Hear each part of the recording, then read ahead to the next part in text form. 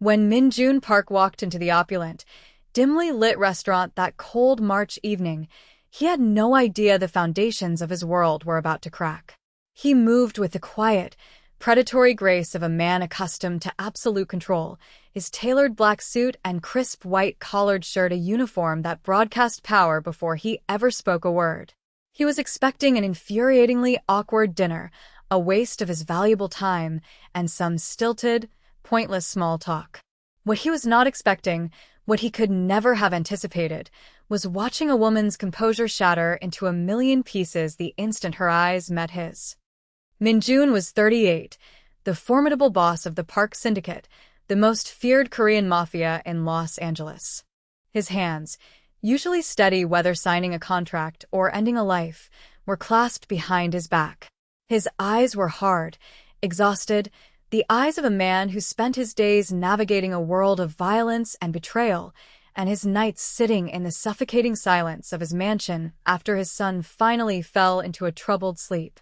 His wife, Sohee, had been dead for 4 years, caught in the crossfire of a deal gone wrong. For years of echoing silence in a house that was too big. For years of sleeping on his side of the bed as if the ghost of her warmth might return. For years of watching his 8-year-old son, Ji-hoon, wake up screaming from nightmares about the day he saw his mother fall in their own driveway and never get back up. Min-jun did not do things like this. He didn't date. His life was a fortress, and he had no intention of lowering the drawbridge.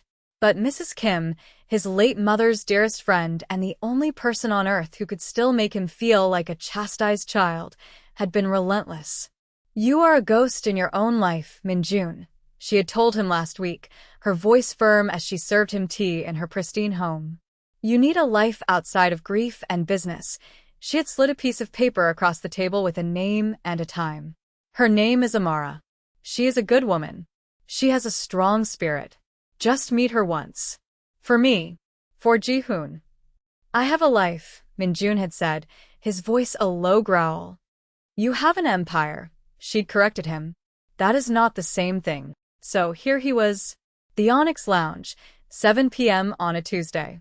The city lights of L.A. glittered like scattered jewels through the panoramic windows.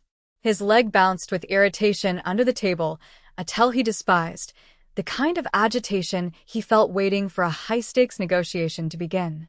He checked his diamond-studded watch, scanned the entrance, then checked his watch again. Perhaps she wouldn't show.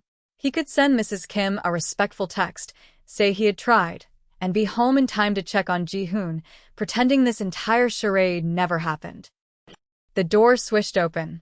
A woman entered, not walking, but gliding in a powered wheelchair. She was stunning, more so than the photograph Mrs. Kim had shown him. She was a beautiful African woman of 26, with long, lustrous black hair braided intricately over one shoulder and deep, intelligent eyes that swept the room with a cautious energy, as if she were plotting an escape route. She moved with a deliberate, practiced control, yet there was a tangible guard up around her, a sense of a body braced for impact. Min-jun watched her navigate the spaces between tables, watched other patrons glance up, their eyes lingering for a moment before they quickly looked away, the familiar dance of people not wanting to be caught staring. She spotted him, and her entire body went rigid. The smooth motion of her chair ceased. For a long, suspended moment, neither of them moved. Her eyes locked onto his, and he could see a storm of emotions swirling within them, searching, calculating, and then a devastating wave of something that looked like heartbreak. Her carefully constructed composure crumbled like sand. She began to shake her head, slowly at first, then with increasing desperation.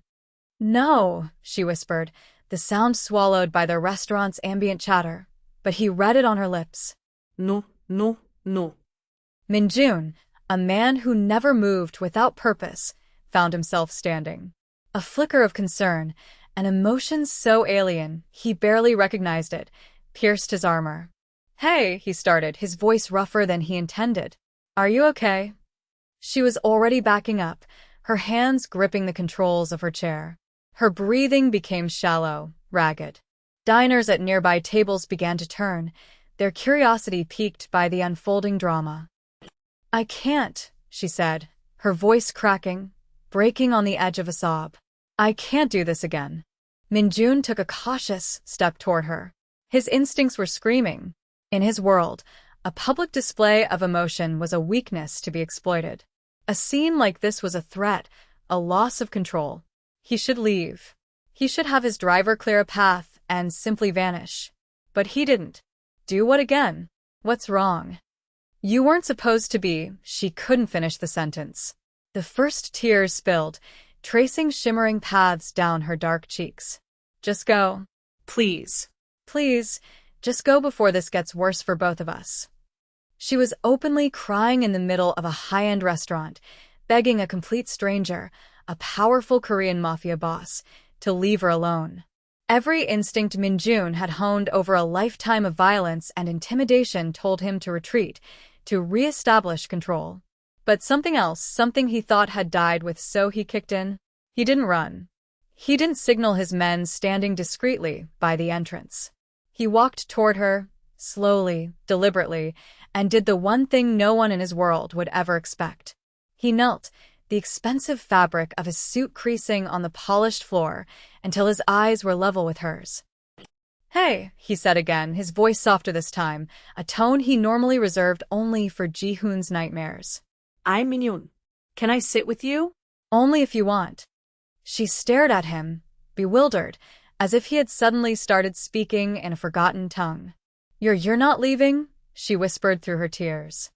"Do you want me to?" he asked, the question genuine. A long, tense pause hung in the air. Her hands trembled on the joystick of her chair.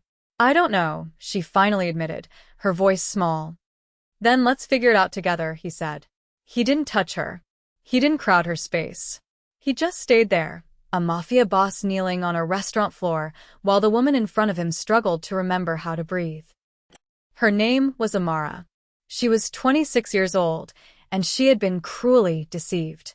"They told me you used a wheelchair, too," she finally said, her voice hollow and stripped of its earlier panic, replaced now by a profound weariness. "They said you would understand, that you wouldn't look at me with pity." Minjun blinked, processing the information. The cold anger he was so familiar with began to settle in his stomach. This was a manipulation, a setup. "Who told you that?" "The person who arranged this," she said. "They said we would have that in common. A shared experience." "Amara," Minjun said, his voice flat and dangerous. "An old family friend set this up for me. She never mentioned anything about a wheelchair. She told me you were a woman of extraordinary strength and that I needed to meet you." Amara let out a laugh, but it was a brittle, joyless sound. "Extraordinary. That's the word they use, isn't it?" "I'm being serious," he insisted. "She said you were kind, intelligent, and worth my time. That was it." Amara wiped her face with the back of her hand, her gaze assessing him with a newfound clarity. "So, you really didn't know?" "No." "And you're not about to invent an urgent phone call you have to take?" "My business can wait," he said, and it was the truth. For the first time in years, it felt true. She studied him for a long, silent moment, searching his hardened features for the lie, waiting for the flicker of disappointment or discomfort to show. But Minjun just waited, patient and steady, as if he had all the time in the world. "I've done this before," Amara said quietly, her voice gaining a bit of its strength back. "The blind date thing. It's always a disaster. They either treat me like some kind of charity project they can fix, or they look at their watch every 2 minutes, planning their escape. I thought maybe this time would be different. Because they lied and said you'd understand what it's like. I should have known it was too good to be true." Minjun sat back on his heels, the position surprisingly comfortable. "Can I tell you something, Amara?" She gave a slight, hesitant nod. "I've also been set up on dates by people who want to fix me," he said, his voice a low confidence. "People who think a man's grief has an expiration date. People who look at my son and see a burden instead of a boy who lost his mother. I know what it feels like to be managed by people who love you, but don't actually see you." Amara's eyes softened, just a fraction, the guard around her lowering by a millimeter. "I'm not here out of pity, Amara," Minjun stated, his gaze unwavering. "I'm here because Mrs. Kim said you were worth meeting. So far, she hasn't been wrong." The hum of the restaurant seemed to fade into the background. Silverware clinked against porcelain. A burst of laughter came from the bar. Amara took a shaky, deep breath. "Then sit," she whispered. "Please." And he did. He rose smoothly and took the seat opposite her. They ordered coffee, then hours later, tea, then more coffee as the restaurant emptied around them. The staff stacked chairs on distant tables and wiped down the bar for the third time. Neither of them noticed. Amara told him everything. She had been a world-class sprinter, a track star with dreams of Olympic gold. The kind of athlete who felt more at home on the track than anywhere else, who lived for the explosive power in her legs and the roar of the crowd. At 21, she was already breaking national records, her future a blazing trail of glory. Then, a drunk driver ran a red light. She woke up 3 days later in a sterile hospital room, a terrifying nothingness where the feeling in her legs used to be. The doctors spoke in hushed, clinical tones, using words like permanent, spinal cord injury, and period of adjustment, but the only word Amara heard was never, never run again. Never walk again. Never feel the ground beneath her feet again. "My fiancé," she said, her eyes fixed on the dark surface of her coffee, "stayed for exactly 2 months. 63 days. I counted every single one. Then one morning, he sat on the edge of my hospital bed and told me that the woman he fell in love with was gone. He said it with tears in his eyes, as if I had died in the crash and this broken thing in the bed was a stranger." She laughed that same bitter, heartbreaking laugh. It was as if I'd died and forgotten to stop breathing. Minjun didn't interrupt. He didn't offer platitudes or empty reassurances. He was a man who understood that some wounds could never be healed by words. He just listened, his attention absolute. "I wanted to give up," Amara continued, her voice gaining intensity. "For a very long time I did. I drowned in it. But then, the despair turned into anger. And the anger was rocket fuel. The anger got me through agonizing rehab. It got me into a wheelchair I could master. It got me back to school to get a degree in kinesiology. It got me a job designing adaptive equipment for other athletes like me." She finally looked up, her gaze meeting his, fiery and defiant. "I rebuilt my entire life, Minjun, from the absolute ashes. And I am proud of that life. But dating," she shook her head, the fire dimming slightly, "dating is a special kind of hell." "How so?" he asked, genuinely curious. "Some men see me as a project. They have this savior complex, like if they're just patient and kind enough, I'll magically stand up and walk for them, and they'll get the credit for my miracle. Others can't see past this chair at all. I'm not a person to them. I'm a disability. And then there are the worst ones," she shuddered with revulsion, "the ones who fetishize it. Like my disability is some exotic feature. I cannot survive being someone's charity case, or their twisted fantasy again, Minjun. I won't." The raw, brutal honesty of her words hung in the air between them. Minjun took a slow breath. "Can I tell you about Sohee?" Amara nodded, her eyes wide and attentive. She was vibrant, full of life. The kind of person who could walk into a room and make it brighter just by being there. She complained that my world was too dark, too serious. He allowed himself a faint, ghost of a smile at the memory. One afternoon, she was in our driveway, bringing in groceries. Jihoon was 4 years old, playing with his toys on the front lawn. It was a business matter. A rival who wanted to send a message. His voice remained steady, a practiced, emotionless monotone he used when relaying facts, but his fist clenched under the table. Jihoon saw everything. He was 4 and he watched them. He watched me fail to protect her. By the time I got to her side, she was gone. He paused, the mask of the Mafia boss cracking for a second. Jihoon still has nightmares. He wakes up screaming for her, and there is nothing I can do. I can't fix it. I can't bring her back. All I can do is show up, every single day, and try to make him feel safe in a world I know is not. Amara's hand, hesitant at first, reached across the table. Her fingers gently brushed against his clenched fist. He consciously uncurled his fingers, and she rested her hand on his. "I haven't been with anyone since she died," Minjun admitted, the confession feeling like it was being pulled from the deepest part of him. "Not because I don't get lonely. I do. But Ji-hoon comes first. He will always come first. And I refuse to bring someone into his fragile life who isn't strong enough to stay." "So, why are you here tonight, Minjun?" she asked softly. He looked at her. Really looked at her. Past the chair, past the pain in her story, and saw the incredible, unbreakable spirit she spoke of. "Because Mrs. Kim told me I was disappearing into my own darkness," he said. "And I think she was right." They sat in a comfortable silence for a moment, two survivors from two vastly different wars, who somehow understood the topography of each other's loss. "Same time next week?" Amara asked, a tentative smile gracing her lips for the first time. Minjun felt an answering smile touch his own, a real one. "I'd like that." What followed was 3 months Minjun could never have predicted. It was a clandestine courtship, conducted in the shadows his life demanded.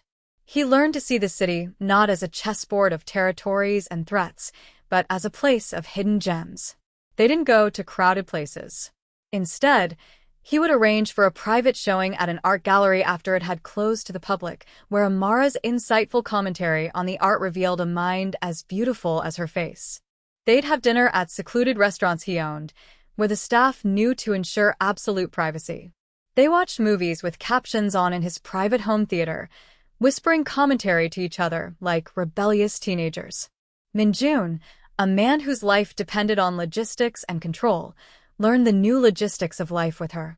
He learned to ask before helping with transfers, how to park his armored SUV so she could get in and out with ease, how to see her, the brilliant, funny, resilient woman, instead of her chair. Then, he introduced her to Ji-hoon. Amara was nervous that first day. He could tell by the way she kept adjusting her braid, her hands never still. But Ji-hoon, a child raised in a world of quiet, watchful adults, walked right up to her chair and asked the blunt question every adult was too polite to voice. "Why don't your legs work?" Minjun opened his mouth to gently scold his son, but Amara just smiled, a warm, genuine smile that reached her eyes. "I was in an accident a few years ago," she said simply, her tone direct and without a trace of self-pity. "My spine got hurt, and now my brain's messages can't reach my legs anymore." Ji-hoon processed this with the solemn gravity of an 8-year-old. "Does it hurt?" "Sometimes," Amara admitted. "But I've gotten pretty good at dealing with it." A mischievous glint appeared in Ji-hoon's eye. "Can you do wheelies?" Amara's grin was instantaneous and dazzling. "Wanna see?" By the end of that afternoon, Ji-hoon had taught her his favorite complex card game, a game of strategy Minjun could never quite master. And Amara had taught him a breathing trick she'd learned in rehab, a little anchor for his mind. Something to do when the panic started to rise. Something to hold on to when the nightmares got too loud and the shadows in his room felt too real. That night, for the first time in months, Ji-hoon slept through until morning. Minjun stood in the doorway of his son's room for over an hour, just watching the peaceful, even rise and fall of his chest. He felt something deep inside him, something that had been frozen and brittle for 4 long years, begin to thaw. Mrs. Kim noticed, too.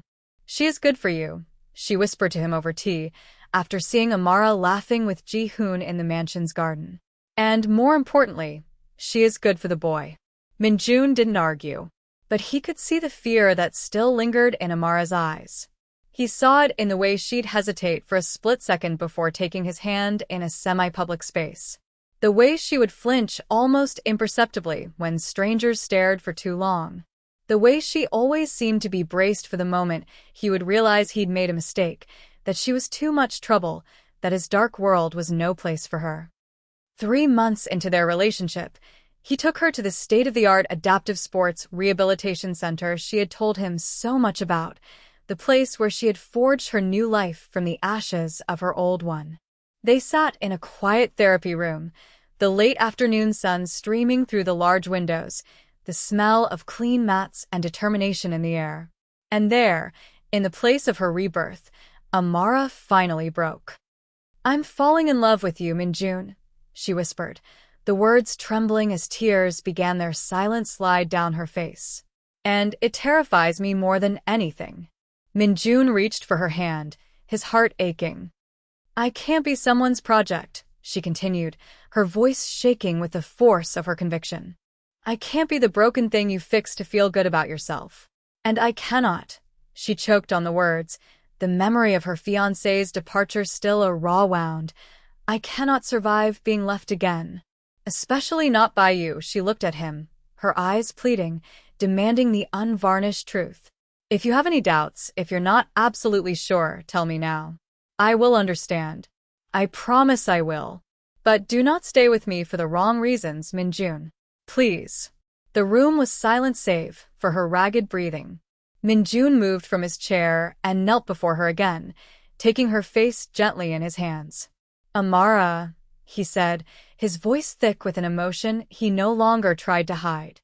"You are not an obligation. You are not something to fix.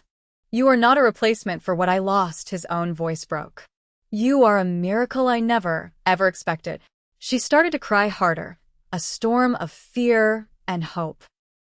"Jihoon sleeps through the night now because you taught him how to be brave. I laugh again, a real laugh, because of you. I feel alive for the first time in 4 years because you are in my life." He pressed his forehead to hers, the contact grounding them both. "I am not staying out of pity. I'm staying because my life, this dark and complicated life, is infinitely better with you in it. You are the strongest person I have ever known." She collapsed into his arms, her sobs finally losing their edge of terror and softening into relief. And for the first time in a long, long time, neither of them felt alone. 9 months after that disastrous first meeting, Minjun drove his armored sedan up a winding private road high in the Santa Monica Mountains, a road Amara didn't recognize. "Where are we going?" she asked for the 3rd time, a smile playing on her lips. "You'll see. I hate surprises." "I know," he said, his own hands gripping the steering wheel tighter than necessary. The road opened into a secluded clearing on a piece of private land he owned. It wasn't a meadow of wildflowers, but a perfectly manicured overlook. Beyond the edge, the whole of Los Angeles sprawled out below them like a carpet of glittering diamonds. The sun was sinking into the Pacific, setting the sky ablaze in hues of orange, purple, and gold. Amara's breath caught in her throat. "Minjun, what is this?" He parked the car and came around to help her into her chair, his movements, usually so precise, now slightly clumsy. His hands were shaking. She noticed but didn't say anything. He pushed her to the edge of the overlook, where the manicured grass met the endless view. The whole world seemed to spread out beneath them. Then he walked around to face her and, for the 3rd time in their relationship, he knelt on the ground before her. Amara's hand flew to her mouth. "Minjun, wait." "No," he said, his voice unsteady but firm. "Let me get this out before I forget how to breathe." He took both of her hands in his gaze locked on hers, tears already forming in his hardened eyes. "9 months ago, I walked into a restaurant expecting to endure a tedious evening. I was tired. I was broken. I was only there because an old woman wouldn't leave me alone." He let out a soft, humorless laugh. "And then you rolled in and fell apart right in front of me. And in that moment, seeing your strength in your absolute vulnerability, something in my chest that I thought was dead woke up for the first time in 4 years." Amara was already crying, silent, happy tears. "You are not a project to me, Amara. You are not a cause. You are not something I am settling for." His voice cracked with the weight of his confession. "You are the bravest, most resilient person I have ever met. You rebuilt your entire life from nothing. You taught my son how to fight his own demons. You taught me how to hope again. You walked into the darkness of my life, and you were not afraid." He reached into the inner pocket of his suit jacket and pulled out a small, black velvet box. "I'm not asking you to complete me. I'm not asking you to fix what's broken in me. I'm asking you to build something new with me. With Ji-hoon. A family. A future. All of it. Our own small, safe world. He opened the box. A simple, elegant diamond ring, flanked by 2 sapphires the color of her eyes, caught the last rays of the dying sun. Amara Quinn, will you marry me? She couldn't speak. Her whole body was trembling. Tears streamed down her face as she nodded frantically, again and again. Yes, she finally choked out, the word full of laughter and tears. Yes. 1,000 times yes. He carefully slid the ring onto her finger. It was a perfect fit. She pulled him up and into her arms, her embrace fierce and strong, holding him so tightly he could barely breathe. They stayed like that for a long moment, foreheads pressed together, crying and laughing at the same time as the city lights began to twinkle to life below. And then, a small voice shattered the perfect moment. Did she say yes? They both turned. Ji-hoon came sprinting out from behind a large, manicured hedge at the edge of the clearing, where he had been waiting with one of Min-jun's most trusted men. His face was split into the biggest, most joyful grin Min-jun had ever seen. Did she? Dad, did she say yes? Amara laughed through her tears. Yes, buddy. I said yes. Ji-hoon pumped his fist in the air. I knew it. I told you she'd say yes. I practiced my happy dance and everything. And then he started dancing right there on the cliff's edge, the most ridiculous, uninhibited, joyful 8-year-old dance anyone had ever seen. Amara laughed so hard she couldn't catch her breath. Min-jun pulled his son into their hug, and the 3 of them held on tight, a new, unlikely family silhouetted against the glittering city, finally safe in their own small circle of light. The wedding was small and fiercely private, just the way they wanted it. It was held in the sprawling, secure gardens of Min-jun's mansion. Soft music played.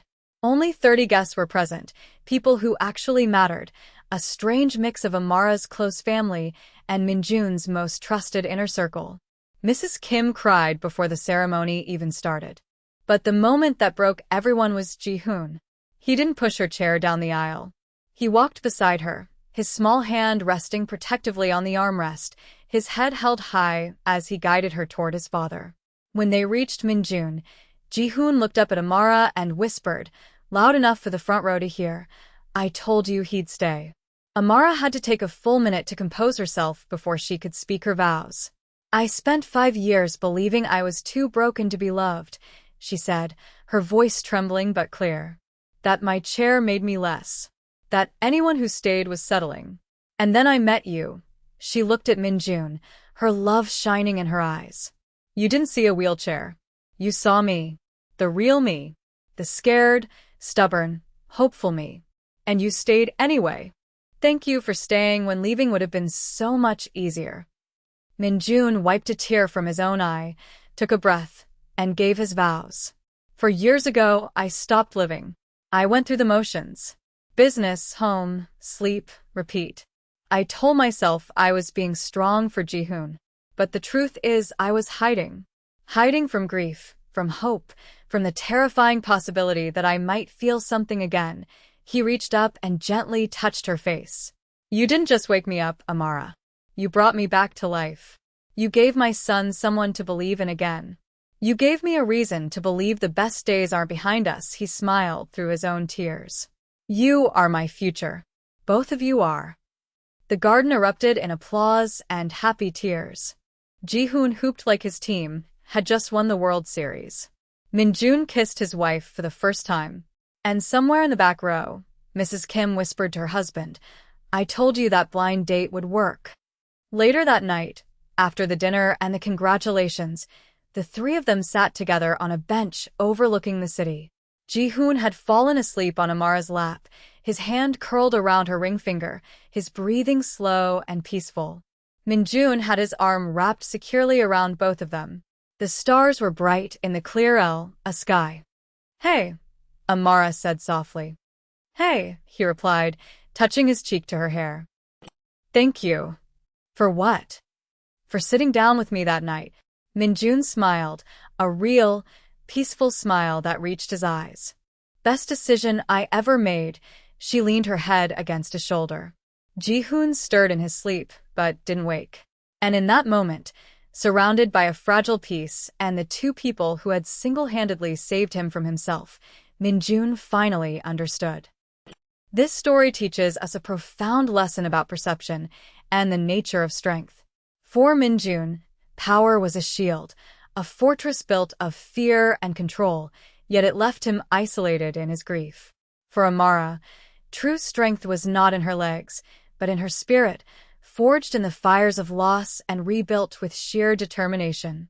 Their journey shows that love's true power lies not in fixing what is broken, but in having the courage to see the wholeness in another person, regardless of their scars or circumstances. It reminds us that vulnerability is not a weakness, but a doorway to connection, and that the most fortified hearts can be conquered by the simple, brave act of seeing and being seen. Minjun and Amara prove that family isn't about shared blood, but about the shared courage to build a safe harbor in the storms of life. What do you think of Minjun's transformation? Was he right to bring Amara and Ji-hoon into his dangerous world? Let us know your thoughts in the comments below. If you enjoyed this story, please subscribe for more. Thank you for watching.